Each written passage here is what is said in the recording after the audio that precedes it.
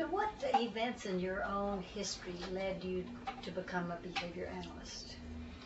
Well, there's a long answer and a short answer, and I'll start with the short answer in case the long answer turns out to be too prolific. But I read Walden 2. That was my first introduction to behavior analysis, was Skinner's Walden 2. This was back in, I graduated from college in 1969, right at the height of the Vietnam War, and I was dodging the draft this way and that, and trying to save the world and trying to change it, and all at the same time. And I read Walden 2, and it hit me like a thunderbolt. I had no idea there was anything like this out there, because I'd been mucking around with questions about how the world works and what people should do with their lives and how we can make things better and how we can stop from making things worse. And nobody seemed to have any answers. All the answers that I seemed to get were phony answers, or people shrugging their shoulders and saying, we'll just muddle along as well as we can. And they're just, I seem to think, or rather I felt that there were no answers, that we would just soldier on doing our best, patching people's little scars here and there. But when I read Walden 2, I realized that there were answers to some of the questions that are most profound. And so I decided, actually there was a gestation period of about a year when I rode my bicycle across the country. And when you're riding a bicycle that distance, you're looking at pavement going under your eyes. And I argued about Walden 2 with myself.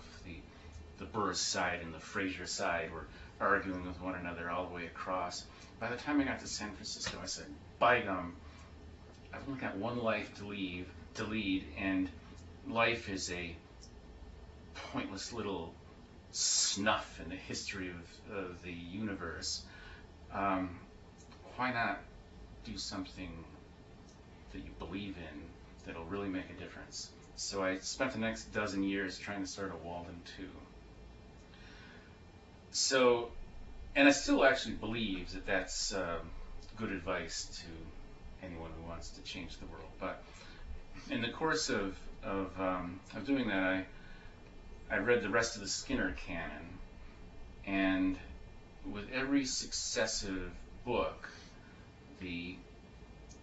what had initially struck me as a particularly wise social advice turned out to be an extremely parsimonious and elegant explanation of all the thorniest questions in the world. And I was flabbergasted. Why didn't anyone ever tell me about this before? That was my reaction. So it was Skinner's books that did it, and the crowning event in reading the Skinner canon, I'm not sure if it was the phylogeny and ontogeny of behavior or one of those related articles in which he talks about the analogy between natural selection and reinforcement. And once I realized that reinforcement is a selection mechanism like natural selection, all of the power of a selectionist account that inheres in the principle of natural selection, I saw applying with some modifications, but with much the same scope to reinforcement. And then I was almost breathless with excitement, because it seemed to me that this couldn't possibly be wrong.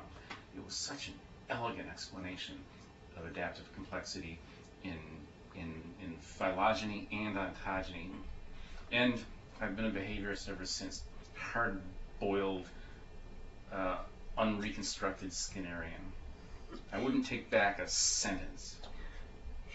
Could you say how you were trained as a behavior analyst? What's your actual training, and how did that fit into that picture you just described? Well, I was a scapegrace as an undergraduate. I had 3 psychology classes. I got a B in educational psychology, which I thought was pretty good. I got a C in introductory psychology, which is considered to be a gut course, and I got a D in abnormal psychology. So I left college with a 2.0 cumulative average in psychology, and it wasn't an auspicious beginning for someone who wanted to who ended up going to graduate school in psychology. But I was, by the time I turned any thoughts to graduate school, I was an extremely well-read Skinnerian, and in fact, I knew Skinner backwards and forwards, so I was kind of a self-taught apostle, and that repertoire was sharpened by, in the early 70s, well, for many years, you couldn't bring up the word Skinner without evoking an argument from someone who thought he was a fascist or a God knows what else. Anyway, my repertoire was sharpened by all these debates with people about Skinner. So I really did have a finely honed repertoire by the time I turned any attention to academics. All of my time had been devoted to this notion of starting a community. But that was kind of spinning its wheels, and so I was living in an academic environment in Amherst, Massachusetts, and there are a lot of colleges in the area, and it was inevitable that I would run into other behaviorists.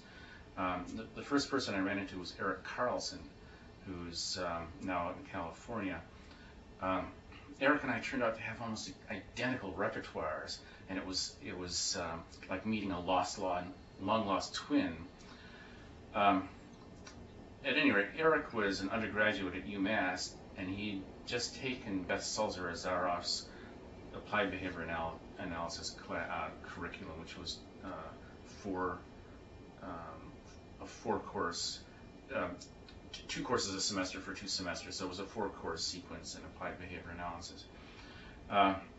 So Eric introduced me to Beth, and she suggested that I take her course as a non-degree student, just signing up for the credits as if I were, which I was, a person off the street. And it was she who encouraged me to think about graduate school. And I sort of chuckled and said, "Well, Beth, you don't know about my grades." And she said, "Oh, don't worry about that. We'll get you in somehow."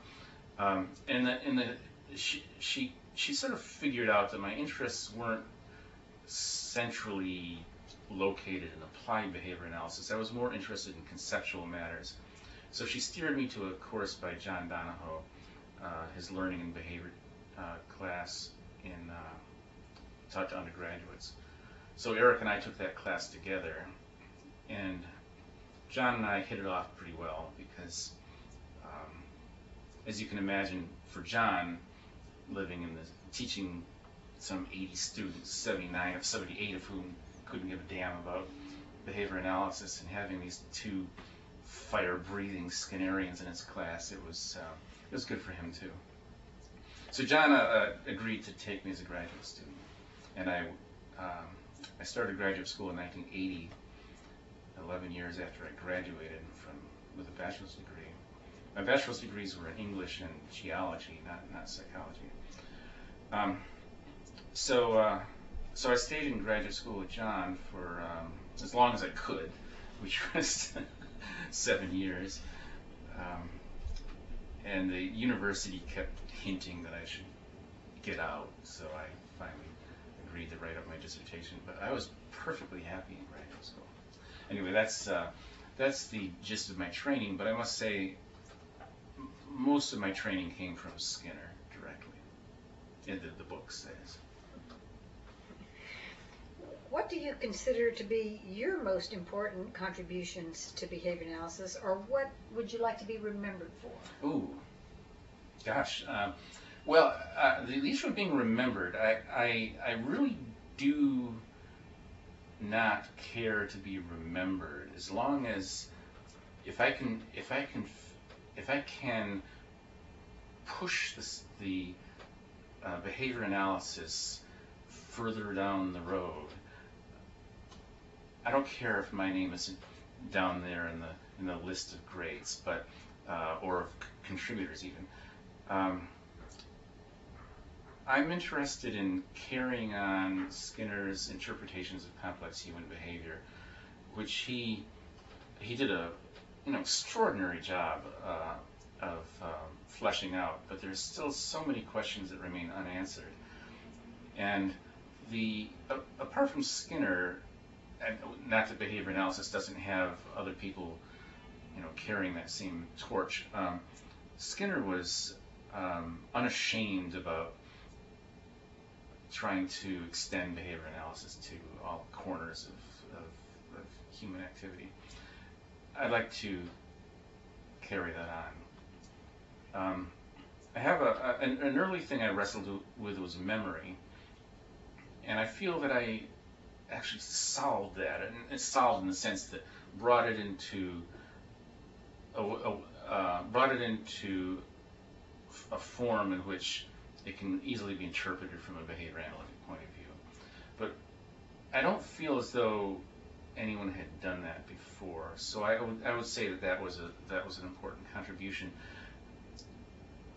Really, all it was pointing out some things that everybody knew, but showing the basically was this, that memory is the two kinds of phenomena we refer to as memory, one of which is the endurance of stimulus control, and the other of which has nothing to do with what is conventionally thought of as memory. It's problem solving.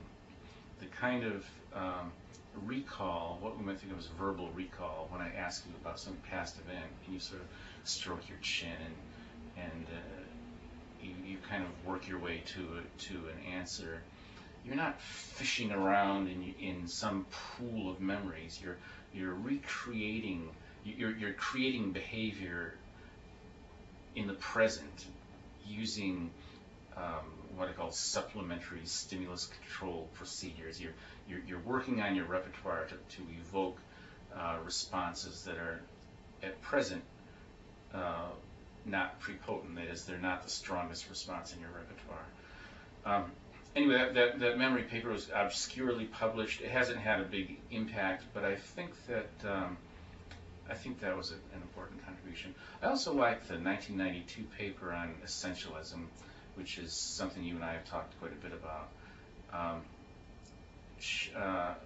Showing the relevance of one of his earliest papers on the generic nature of stimulus and response, the concepts of stimulus and response, showing how that way of defining units of analysis, both stimulus and behavior, falls squarely within a selectionist paradigm, but it's quite different from the approach that is taken by traditional psychologists, which is to define things in advance. The experimenter decides what the unit of response is, and the behavior be damned. Skinner says, let the subject tell you what the unit of behavior is. So I think there was something worthwhile in there. My book with John Donahoe, Learning in Complex Behavior, has tried to try to advance interpretations of behavioral complexity across a number of different fronts. A little bit on verbal behavior, a little bit on memory, a little bit on attention, and things of that sort. So perception, all from a selectionist point of view. At the same time, trying to integrate it with neurophysiology. But to come back to your question, advancing our understanding of complex human behavior is my goal. What are you thinking about now, since you're kind of finished with the memory?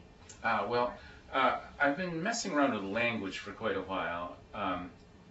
The motivation, there are plenty of motivations, but one important variable in my history was doing battle with Chomsky. Not Chomsky himself, because he declined to play that game with me, but I've written some papers about Chomsky's linguistics. And when I was in graduate school, I took a lot of linguistics classes because I wanted to know the other side of the argument. I knew what Chomsky had to say about Skinner, and I wasn't persuaded that he was right. But in those days, everyone was tooting Chomsky's horn. He was a very famous and influential person, and he still is very influential. Less so than he was, but still quite influential.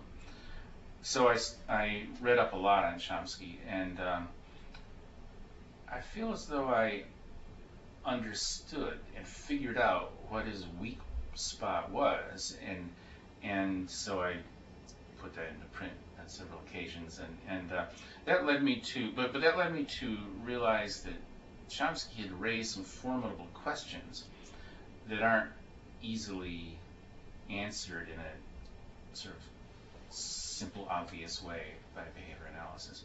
That is, where do grammatical constructions come from? And Skinner had, in verbal behavior, Skinner covers a vast amount of territory, and there are zillions of little kernels of ideas. And the kernels of ideas that address this issue are there in verbal behavior, but not well developed. So I've spent the last 15 years or so trying to develop those a little bit. So I've work on the autoclitic frame. I think I think the autoclitic frame in Skinner's terminology is the heart of grammar, as the psycholinguists or linguists would have it.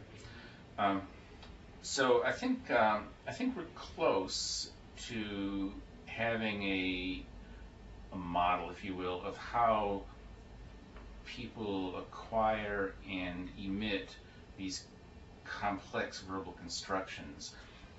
They're highly structured behaviors, and so the explanation requires very fine-grained analysis, moment to moment in time, rapid shifts in stimulus control. Anyway, I think we're close to having a kind of verbal understanding of how that all works.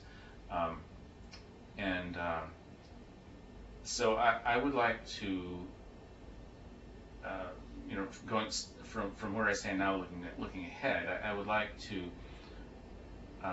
see if there's a way of putting some meat on the skeleton of this account that we have, and I see a number of ways of doing that. I see a kind of a multi-dimensional approach to the question, involving some data from neurophysiology, simulations, computer simulations of complex systems interacting, which would be kind of like little sort of metaphors rather than a behavioral analysis. But I guess they would be sufficiency proofs. That is, if this little bundle of nodes in a computer system can interact in some way and spit out things that have regularities, such as language, the kinds of regularities that language has, then, and if this system has in it if this system is behaving according to only those things that a behavioral analysis would acknowledge, then it's a kind of sufficiency proof that our principles are adequate to generate these kinds of structures. So neurophysiology, some simulations, but also a couple of other things. Actually, one of which I wanted to encourage you to follow up on, and one of them is eye tracking. As you know, that there are eye tracking gizmos that allow you to detect where the eyes are oriented in a task. And it's a technology that's been around for 20 years or more, but behaviorists haven't exclusively ignored it. Some Bill Doobie's done some work, and some others. I don't know if you've done any in Texas or not, but anyway, it's a preparation that enables you to measure fine-grained behaviors that are usually not recorded when we're studying behavior, and I feel as though that's a dependent variable that we can take advantage of for this kind of work. The other thing is the semantic priming procedure, which is another thing that's been around for some time. It's been exploited almost exclusively by cognitive psychologists, but it's a behavioral procedure that enables one to detect changes in response probability of a very, very slight magnitude. So I think combining a number of these tools, well, I've mentioned four, but a multi-pronged approach to grappling with this problem. I see it as a kind of a mosaic that's made up of a lot of little pixels. So, or maybe that's a better analogy. You've got a computer screen, and there's a picture on that screen, but only some of the pixels have been highlighted. And so every time we do an experiment that nails down some little thing, another pixel lights up. So right now we're looking at this very sketchy, dotty, grainy picture of what's happening, and I think our task is to light up those pixels, and I feel as though we have the, if you kind of squint and furrow your brow, you can see the picture emerging. You can see the faint outlines of what it looks like, but we just make our task is to make it brighter and brighter and clearer and clearer. And so that's my mission. Thank you. How do you think behavior analysis has changed over the years since you first got introduced to it? Well, Skinner was still alive and active when I first got interested in behavior analysis, and he was extremely influential. In fact, I wrote him this fan mail letter back in the mid-'70s, and he wrote back the next day and invited me down to Harvard to talk to him. So he was that kind of guy who was he worked from morning till night, eating, sleeping, drinking behavior analysis, and promoting it. And he was a lightning rod for all kinds of misconceptions and attacks. So in those days, you couldn't be a behaviorist without everybody thinking there was something wrong with you. My friends used to tell me that they would get together in my absence and say, he seems like such a nice guy. What's with this Skinner thing? So that was the environment in those days, as you well know. But maybe your students don't, because that has almost completely, at least as far as my little worlds can tell, that's gone away entirely. Students who come to my classes now, I'll ask them what they know about Skinner, and maybe one or possibly two people in the class will know that he raised his daughter in a box in order to shock and study her and so on. So that they're well acquainted with that fact. But most of the students only know of him as a mythical figure, and they don't have any biases against him. They think he's somebody like Freud, who's a famous psychologist, and they don't come in with biases against it. And I also feel that in the literature, I don't see the same animus in the literature, and my colleagues don't badmouth behaviorism. So I feel as though the battles we used to fight, there's still skirmishes here and there whenever you get a philosopher in the room or a linguist or something, but I feel as though psychology as a whole has kind of forgotten those old battles. So that's one thing. I feel you can be a behavior analyst today without having to defend yourself at every corner. It's not. There's still plenty of ignorance and nonsense out there, but our field has grown a lot, and a lot of people in the field don't have that same fire in their belly to run out into the streets and shout hallelujah for behaviorism. They're people who want to make a living and they want to help people, and they've learned something about behavior analysis, and so the field is now just spread out with lots and lots of people who are engaged in behavior analysis to one extent or another. The proportion of people, the proportion of the group who are sort of these passionate ideologues, which I regard myself, the proportion is smaller, but the number is much larger. That is, every time I turn over a rock, there's another young behaviorist who understands it just as well as I do, and they're not.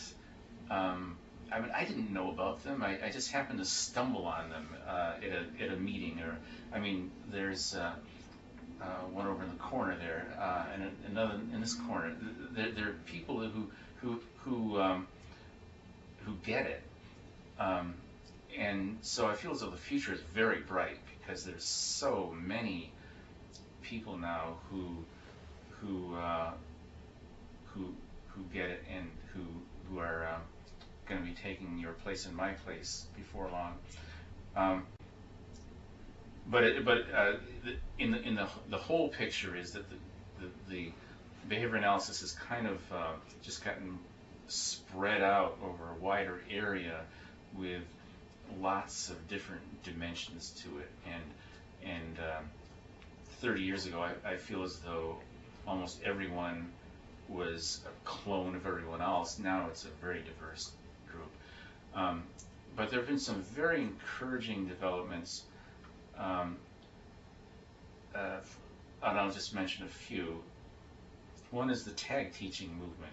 Karen Pryor, under the influence, I suppose, of the Baileys and the Brelands and Skinner, has turned clicker training into a common everyday term that people on street corners know about. I was teaching my course in learning last fall, and 4 weeks into the course, I was talking about conditioned reinforcement, and one of the students raised her hand and said, "How is that any different from clicker training?" And I thought, wow, this is someone who knew about clicker training before she knew anything about behavior analysis, and so she was coming through a side door into the field, knowing all about one little tiny facet of it. And anyway, clicker training has become quite popular now, not just in training animals, but in working with humans. The tag teaching thing is called tag teaching as opposed to clicker training, because they try to get away from the notion that people are animals, which I don't know they are, but anyway. So the tag teaching thing has been very successful in training gymnasts and hockey players and whatnot. And there are no ideological arguments about it. It works. People like it. There's no dark side to it. Everybody's happy. Straight out of behavior analysis. Then, of course, the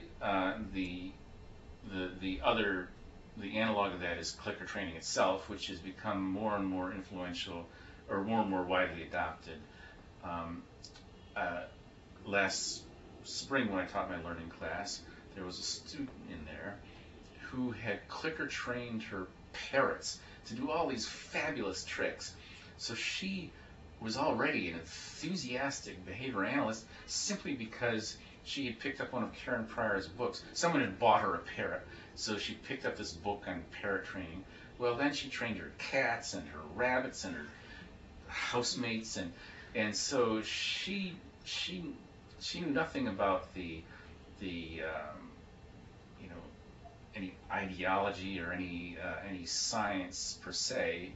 To her, it was an amazing tool and she could see with her eyes how it explains so much. So she needed very little persuading to become a behaviorist. In fact, she was going to come to the convention, but she for various reasons there was a conflict. So clicker training and tag teaching are a couple. Headsprout is another. Headsprout is a program that teaches children, non-readers, to read. Any child from 3 up to as old as you like, any non-reader. It's a kind of teaching program that teaches, like a program instruction program that teaches children to read on a computer. Very powerful, very successful, very high rates of success. And given the horrendous state of literacy, I hope that this will be more and more influential. Because traditional education has not been completely oblivious to behavior analysis, but there hasn't been a substantial impact.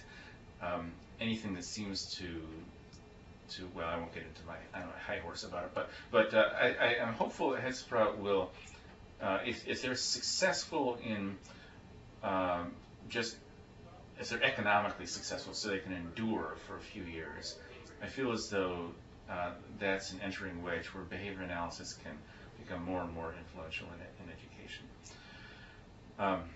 So that's another thing. Of course, in applied behavior analysis, there's been a huge impact in developmental disabilities and autism and so on.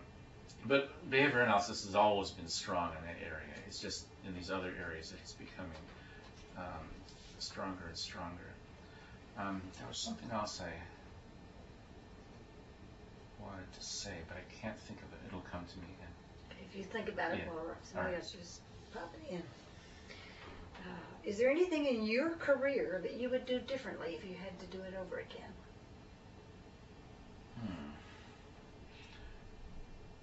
Well, if I knew then what I knew now, I could do it faster. But no, the answer is no. I'm very happy. I have a menial academic job. I'm a lecturer. I'm not a tenure track person. I've been there for 19 years, and they're not going to get rid of me. But I have no stature at my school. They don't even know what I do, basically. They hired me to teach statistics, so I teach a lot of statistics along with behavior analysis, which they figured I might as well teach that since that's my specialty. But I don't regret that in the least. What it's enabled me to do is to make a living and do exactly what I want to do. I've never felt any pressure to publish something for the sake of publishing it, to do an experiment just to satisfy the expectations of some tenure committee, or I've never been motivated by anything except an interest in furthering behavior analysis. Now, I could have done better if there had been a fire under me. I could have done more, but I don't regret what I've done or the way I've approached it. I waste a lot of time in frivolous ways. Meeting with students and no. I do crossword puzzles and play chess and stuff, and I could do more if Skinner were controlling the contingencies, but I'm pretty happy with the way things have gone. Well, what areas of the field would you like to see be worked on? Well, I think the big remaining question for us is how how to explain complex human behavior and all of its complexity. We've alluded to this a little bit before, but the puzzle that I regard is still outstanding, but I feel as though every year we file away another little bit of the statue that we're trying to sculpt. A puzzle that I feel is still very formidable is the behavior of the listener. How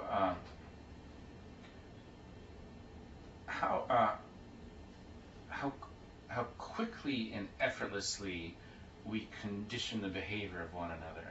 So, so for example, if I were to say to you,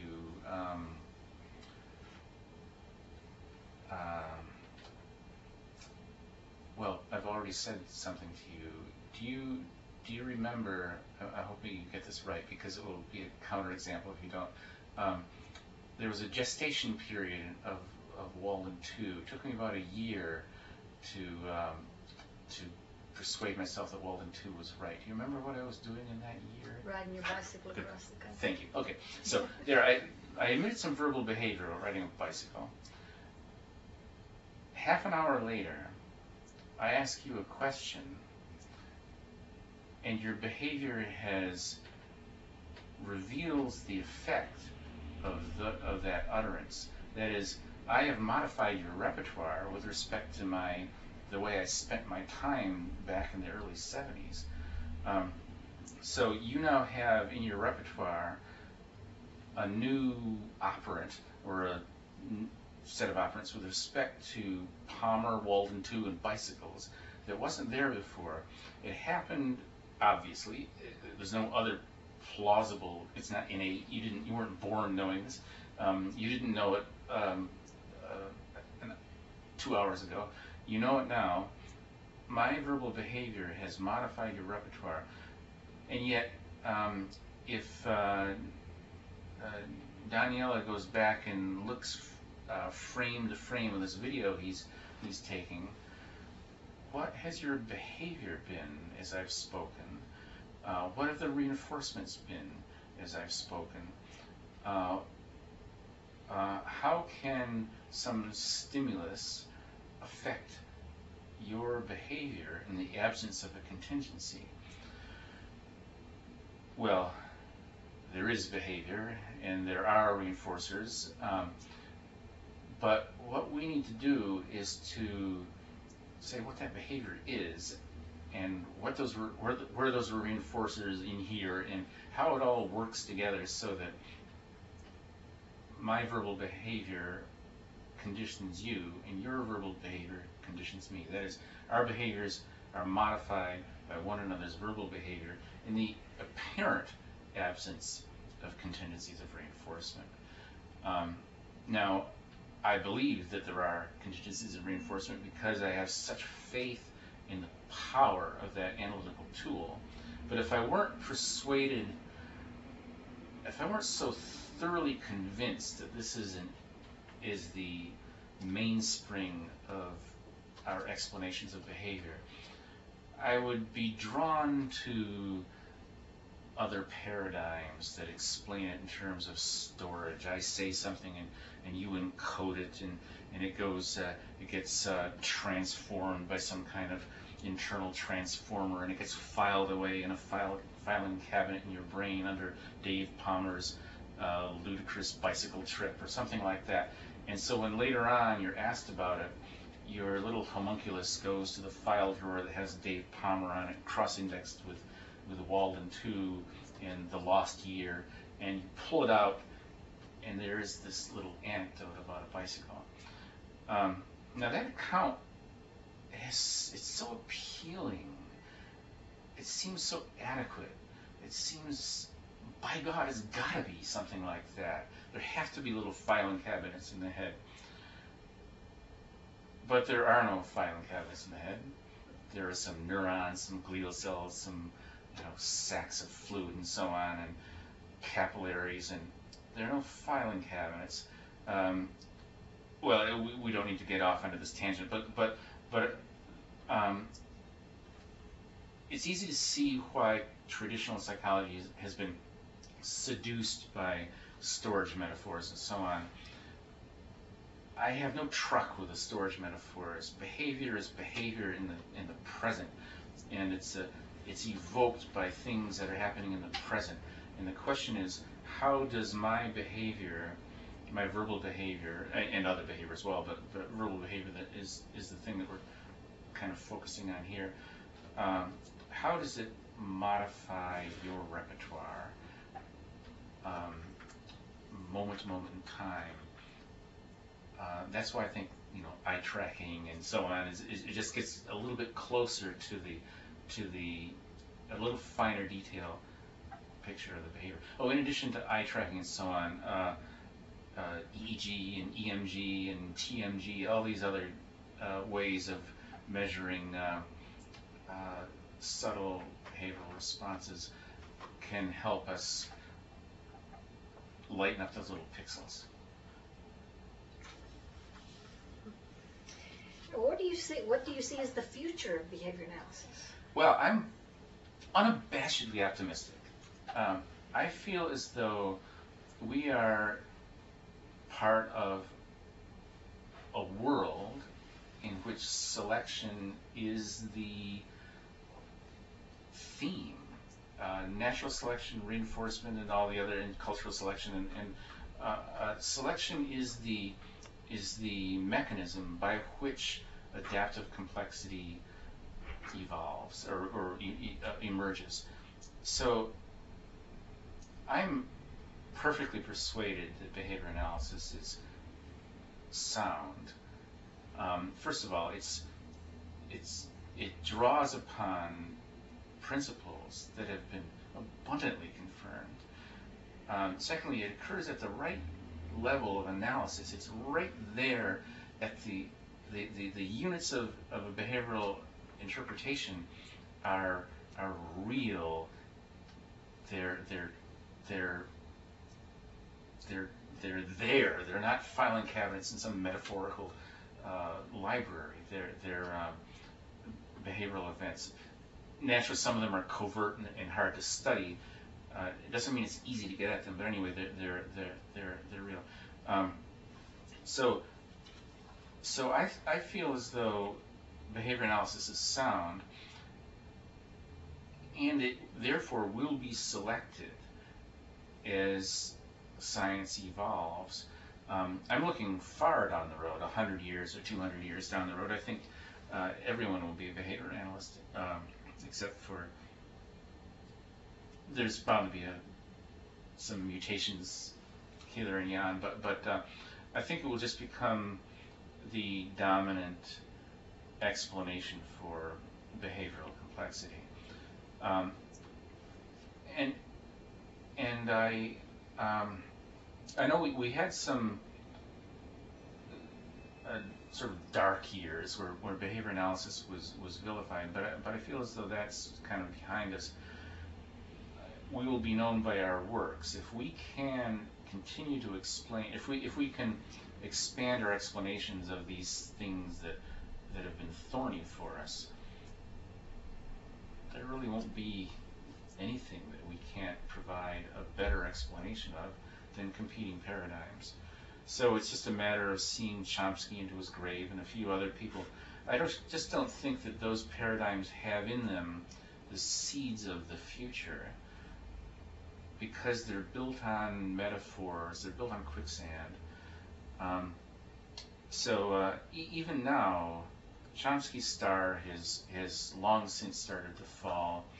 The people who are most influential in psycholinguistics now are people who are really doing behavioral work. They're not behavior analysts, but their work is increasingly compatible with a behavior analytic point of view. So I'm really quite optimistic that our field will be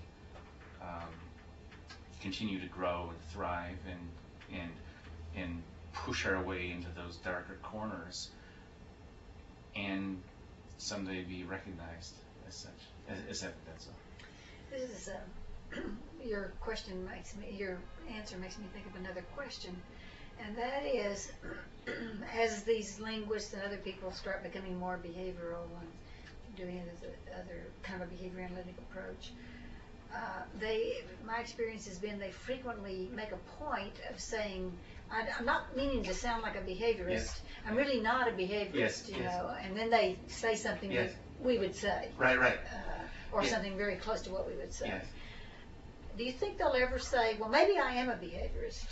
I think they will. I think people who say that have grown up or been trained in an environment where the term behaviorism evokes a conditioned emotional response, and it's once you've been shocked for touching the red button, you never want to touch that red button again. And I think that's why I think we have to wait 100 years, because their students, I don't think, will have that same bias unless they. So they'll just hear the words, I'm not a behaviorist, Right. and but they won't have any much of effect Right. on them. Well, And that's my prediction, and it's been born out of. I've seen some students of some hard-boiled cognitivists who have said, so what exactly was wrong with Skinner's verbal behavior? And well, Chomsky ripped it to shreds. And so these students actually went and read Chomsky's review, and they thought, wow, this is really pretty savage. So then they went and looked at Skinner. They said, wow, this is amazing. So there have been some students who have not been, who have actually rejected the kind of biases that they've been peddled. They didn't have that conditioned emotional reaction to it, in other words. Now, I suppose that some of them will kind of get it through osmosis. They'll think of behaviorism as an outmoded paradigm and dismiss it, but I don't think they'll do so with the same kind of zeal that their teachers. vitriol. Yeah, the vitriol. Yes. Well, Dave, what message would you like to send to students of the future? What would you like to say? Read Skinner in the original. Lots and lots and lots of Skinner in the original. I don't mean to be some sort of old-fashioned fuddy-duddy who can't get away from science and human behavior, but I feel as though the elegance of the behavioral position is laid out by Skinner in a way that no one else has quite done. So the breadth, for example, let's take science and human behavior, the power of the explanation, the parsimony of the explanation, and the extraordinary breadth of the explanation, all the different dimensions of life to which behavior analysis applies, are all there in science and human behavior.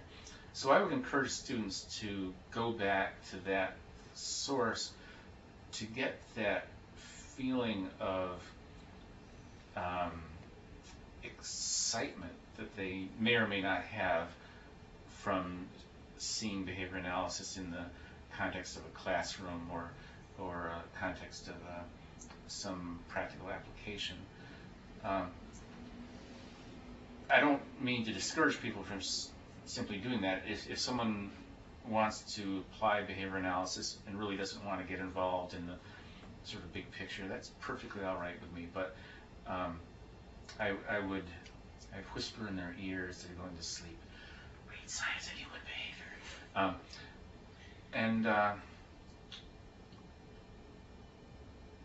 And I suppose it all comes down to be skeptical of everything you read or hear. And that, I guess maybe that's the parent of all understanding, is always questioning and doubting. Even, always challenge Skinner. Don't take what he writes as gospel. In fact, it is gospel, but don't take it as gospel. Make him prove it. If he says something, see if there is some foundation for it, and I think you'll find that there is a foundation for it. That'll just be all the more exciting when you realize it's not just a theory. It's not just hot air. It's not just someone trying to promote himself at the expense of other people. It's a science of behavior.